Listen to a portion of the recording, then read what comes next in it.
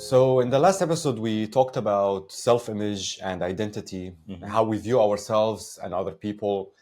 And something important related to that topic is labels, where we identify ourselves and other people as well with different things. Like we call someone lazy, productive, empathic, narcissistic, just so many different words where we try to understand their behaviors and understand ourselves. So, this brings me to that question, which is why do you think we label each other and why is that important? You said it yourself. It helps us understand something because as the word came to be, and as we're all aware, we've got terms for everything. A tree is a tree because it's called a tree. And technically, if you want to go into it from a different perspective, a tree is a creature. We all know that trees are living creatures at this point. From nature. Exactly. So we label it as a tree so we know that it's a tree. If you don't label it as such, then the question would come, what is that? And sure, that's something that a lot of people like to play with, even in philosophy, where even Alan Watts once said that sometimes, for once, try to remove all the labels that you've got of everything around you and try to look at everything as not what it is. So right is not right, left is not left, just to bring into perspective. But we tend to like to label ourselves and label other people because it gives us a sense of understanding. We end up knowing that, okay, this person, or let's say I am this kind of person, I am this, I do this, whatever it is. So we have a bit more of a connection with ourselves and kind of find a place where we belong into this world. Because without the label, or without knowing what we are, then there's a lot of questions that pop up. Then there's no sense of understanding of ourselves. We cannot put ourselves into a certain group of people where we can have an identity with them or maybe connect with them, a sense of belonging again. So the label tend to just make this process a bit easier. I think, in other words, also, it's just a way to simplify things because we've Definitely. talked about it before that reality is really complex. We don't understand it. We don't even know exactly how things function, and we put labels on things just to have a bit of understanding that, yeah, if you see a tree, it's a tree. What does a tree does? But if you don't have these labels, then it's really hard to comprehend what are these things that you're seeing. It's just something that's standing there. You wouldn't know what it is. Exactly, because a tree is just from our perspective that it's a tree, and this is a rock, and this is a cat. But maybe in objective reality, they are something completely different. So we need these labels to simplify life and save ourselves some effort from thinking, so that we can focus on other things. Because if you don't put these labels, you're going to look at everything around you and spend so much time trying to understand things that you're not really going to understand. So it really helps us get along with this complex world that we live in. But I guess this is where it's kind of like a double-edged sword, because yes, it simplifies life, but life is not simple. And when you put too much labels, especially on yourself and on other people, you kind of start to limit yourself. And that's where we get in that trap of being stuck in these labels. I think usually how labeling ourselves starts is either through us trying again to have a self-image from the last episode, where we're trying to have a self-image of ourselves, and maybe people also trying to have a little bit more of understanding for us, that we start labeling ourselves, which is a good start until, like you said, it becomes a double-edged sword, because we could end up getting too stuck into those labels. And let's say you identify yourself as, or you label yourself as someone who's anxious, that then you will end up always feeling anxious about it, or anxious about everything for that matter. Why? Because you label yourself as such and you believe in that self-image of yourself. And you end up kind of forgetting that, okay, this is just a label. It's not that I'm anxious, it's that I'm feeling anxious. We go back to the wording of things. We've said this before. We tend not to put any distance between who we are or the way that we label ourselves and our emotions. Because if you're going to take anxiety as an example, it's just an emotion. It's just something that gets triggered inside of us. Yeah. But for the most part, we don't say that I feel anxious. We say that I'm anxious. So we identify ourselves or we label ourselves as an anxious person. And then we end up always feeling anxiety or being anxious It about becomes something. a self-fulfilling prophecy. Exactly. And then we end up forgetting that, okay, wait, maybe even though I'm feeling anxious, I can still do something different, or I can still let my emotion or my feelings of anxiety just pass by without it limiting my perception of reality. Yeah, I kind of fell in that trap. I still fall in it. I think we too all often. do. I think we all do, especially for that matter. when I started reading about psychology and mental health issues, and I read about ADHD, and then any kind of behavior that I do, I blame it on ADHD, and then I start to become more like that, or anxiety, or borderline disorder, or just so many different things, and I start behaving in that way even more because I spent so much time reading about that and believing that these are my labels, this is who I am. And yeah, like that makes, even if you had some disorder, even if you had some issues, mental health issues, when you believe in them too much that this is your identity, then they're only going to get worse in a sense, because you believe that this is who you are and it's not going to change. There's multiple things to mention here. I think what happens is, and that's been talked about on the podcast of, I think, of the CEO, if I'm not mistaken. Diary of a CEO. Yeah. There was a psychologist on the podcast, and she talked about how talking about our problems is actually the main problem. Because as we know, a trauma or a problem causes an emotional reaction in ourselves. So as long as we're repeating that problem, we keep talking about it, then it's always triggering the same emotions. So when we're always saying that, oh, okay, no, I have ADHD, oh no, I'm an anxious person, then we're always triggering and feeding those emotions that they become a part of us. That's why it's a trap, kind of. Exactly. And then that leads to us forgetting that the world is more fluid than we would like to accept it, I guess. Yeah. We like things to be organized. We like to label things. We like to know why and how and where, you know, and it goes back to the same idea that we want to simplify things. So if we decide that we are anxious and we have ADHD, then we have answers to these questions that are hard to answer. Like, why am I behaving this way? It's kind of also a way to blame, kind of like blaming. I don't think it's just simplifying or blaming. I think that, like I said, we just forget that the word is fluid. Because exactly. The only thing that's constant in this word one of the few things that's constant in this word is that things are always changing.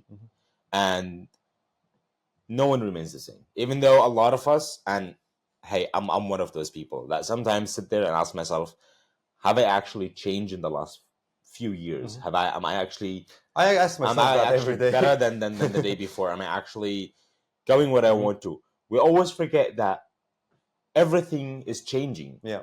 Us included, the world, the time, even if you're not working on self-improvement or trying to change and grow, you're still changing. Exactly. In a way. It's subconsciously. And then so that's why I'm trying to say that the world is more fluid than we want to admit. And we kind of just, because if the world is more fluid, then there is no certainty of who we are, where we're going, the reasons, and all of that. You know, it just, okay, today I'm feeling anxious for this and this reason. Tomorrow I'm not going to be the same. But no, we want to fixate on feeling anxious today, and we want to try to figure out why we're feeling anxious today and how to solve the problem instead of, you know, letting go of it in the first place. I guess this trying to go to the next. This goes back to the idea of like we're always seeking problems that we want to solve. It's just we've talked about this before, and this helps us find solutions to the problems that we have, kind of. And I think it's important to tie it also to another idea we've also talked about in an episode before, which is the fixed and growth mindset, where if you have a fixed mindset, you kind of have these different labels about yourself, and that you can't get out of these labels, that you will forever be like this and you can't change. Where if you have a growth mindset, you try to let go of these labels and understand that you can change anything about yourself and improve. And even when you're trying to learn a new skill and you're bad at it, you're going to get better with time and you're going to become that person.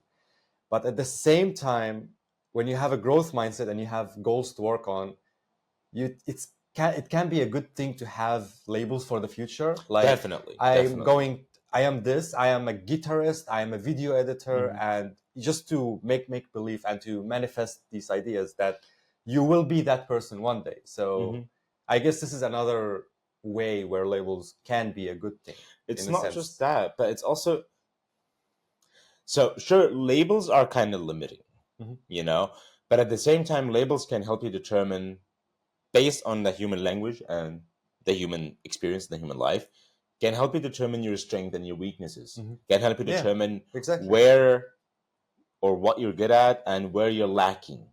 And then that can help you get to where you want to get to. Again, if your manifestation example is absolutely correct as well. It's, if you're going to go back to that self-image from from the previous episode, it is that we're lacking the imagination of ourselves being able to do something new, because it's not that we're not just labeling ourselves as such, but we're not even letting the possibility of such a label to exist. So when you start labeling yourself as, okay, I don't know, like I'm a video editor, as your example, or in your example, when you start with that, it's like you're not letting, or you're not accepting the label until at some point it's like semi accepting it, and you start having an image of what you want to be, or how you can do what you want to do, and you lean into that direction more than elsewise or otherwise. Yeah, and as you've talked about understanding your strengths and weaknesses, this makes me think also about personality types, the different personality type system, like the Big Five or MBTI, where in the same way they can be beneficial for you or stand in your way. Because when you understand what your personality type is, let's go with MBTI, like I'm an INFP, you're an INFJ, you can understand where you are lacking or where you need to put more energy so that you can become at different things that you're not really good at in the moment, and understand where your strengths are so that you can focus on that and become even better. Like if you want to figure out what profession you want to have and etc.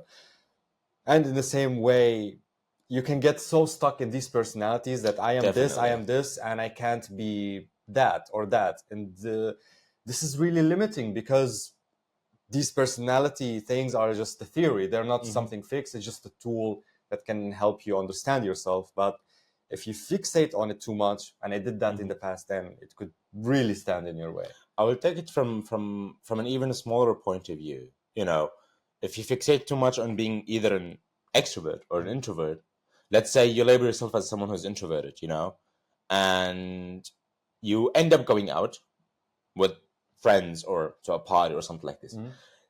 Instead of trying to make the most out of it and try to enjoy the party or being out with your friends, you're going to fixate too much on being an introvert that, oh no, I'm an introvert, I can't be around people, my social battery is running low, I want to go back home, you know, this is getting too much for me. And it's the same when you label yourself as an extrovert and you're out, you might end up pushing everything beyond their limits and beyond how far they're supposed to go, and in the process either hurting people or you know, crossing boundaries or whatever, you know. So it's good to know, again, it's good to know whether you are more of an introverted person or more of an extroverted person, and figure out where your limits are. So say you're an introverted person, you can label yourself as such, as long as you remember that, okay, sometimes it's okay to just let go of the label and be in the moment, have a good time, but without crossing my introversion limits per se, and then getting back home being exhausted. It's that the label exists to help you, but the label is just part of the bigger picture. Exactly. And it's just a word at the end of the day. As you said, like life is fluid and complicated, and we're really complicated beings in general. And this label is just a word to make you understand certain behavior that you do. And this behavior is shaped because of your past experience, brain wiring, so many different things. So even that is not fixed. It could be changed. It could be improved. no matter what the thing is. And I want to go back just to the thing where we shift blames because of labels. Like, you escape certain bad things that you did, like you did a bad behavior or something immoral, and you start to blame it on a certain label about you. I did this because I am lazy. I did this because I have ADHD. Or you blame other people, like it's okay to do this to this person because he is a narcissist, because he is a sociopath, which are also labels, and maybe they're not really that. It just, you see some behaviors they did and you start to assume that they are that label. And it can be really, really dangerous, and it can cause a lot of issues and problems between people. Definitely. Like, look at it also from this point of view, that in the process where we're labeling someone or labeling ourselves as such, again, I'm just repeating myself here. You kind of end up in a self-fulfilling prophecy. Yeah. When you label someone as, let's say, narcissistic, this person is narcissistic. So you're going to treat them as if they were narcissistic, whether they are or not. And that's probably going to put them at the point where they are actually narcissistic, or at least with you. Yeah. And it's the same with you when you start always, I don't know, forgetting the small stuff, and you start labeling yourself as someone with ADHD or unable to concentrate. Then you're always going to look for something to divert your attention from what you're doing to something else, so you can procrastinate, but with a good reason, and how you can feel good about yourself. You wouldn't feel bad about procrastinating, but you're just like, oh, I've got ADHD, that's why I'm not able to focus on my work right now. I have actually a really good example from my life about this, where I used to work in the same place you work with, and I had people used to have labels for me as well, that I am lazy, that I'm forgetful. And this started to become true in that workplace, that I am that person. And I told you, I want to go somewhere else and work somewhere else where I can have a clean slate, that people don't have these labels about me, so I can start new.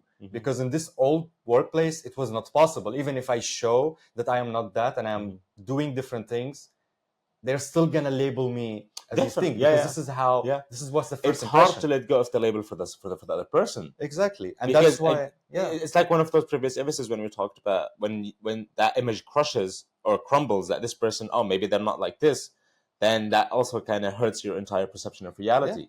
So they have to hold on to the label that you are this. Exactly.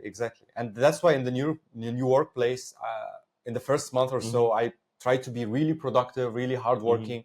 And that's the label that I started getting. Like, this guy is hardworking. He really cares about work. Everything is different, just because of these different first impressions. And I guess in the same way, that's why it's good when you move to a new city, try something new. I was about to say the same. Like this having a clean slate. It's not just about having a clean slate, but it's also related to you discovering new sides of yourself that you were not able to discover before, due to you labeling yourself as such and people around you labeling or even the city, labeling the city. Remember when we used to, in the last previous city, we labeled that city as dog shit, even though, hey, we lived there for years, but the city wasn't that bad. But at some point we just started labeling the city as dog shit, and we believe it more. But then after you leave it, after a while you start like, okay, it wasn't that bad. Exactly. Okay, so labels are for the most part bad. They can be important, they can help you in life, but for the most part, I think they do stand in your way if you fix it too much on them. So my question is, how do we escape labels? I mean, is it even a good idea to not have labels at all? Or is it even possible to not label yourself or other people? I think it is possible. How to escape them?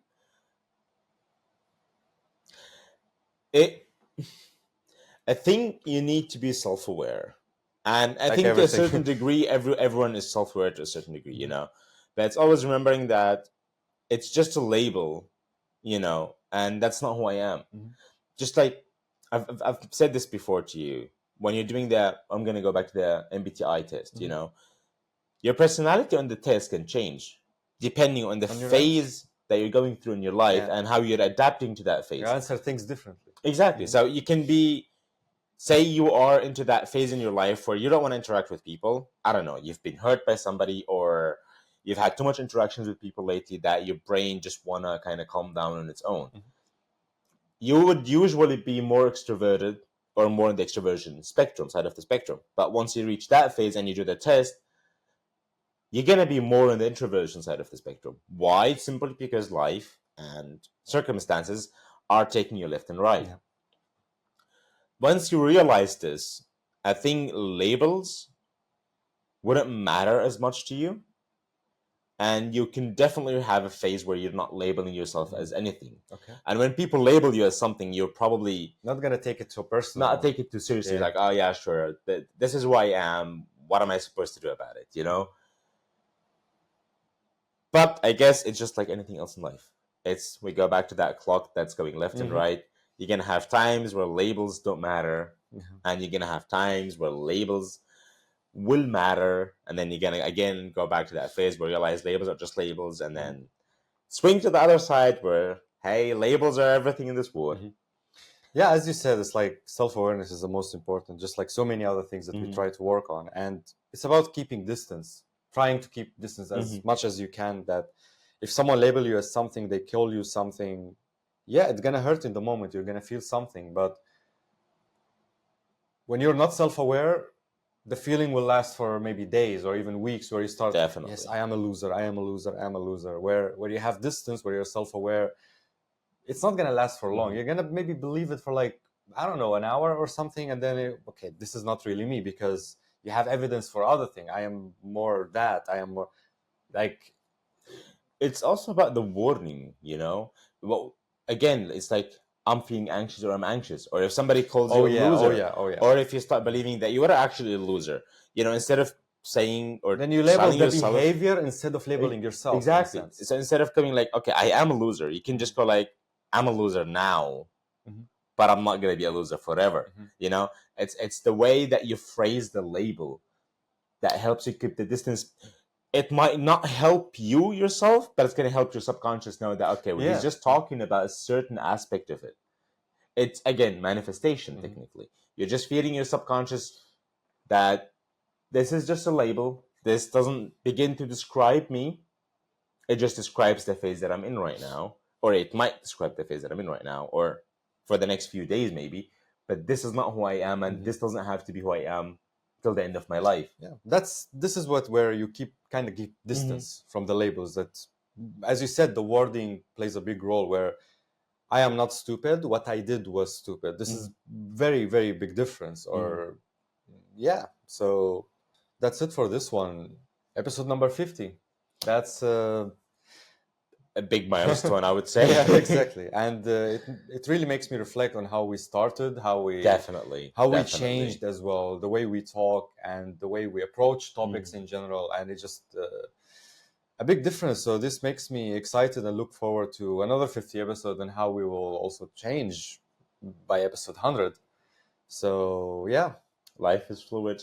Embrace the changes. Thank you so much for watching. See you in the next one.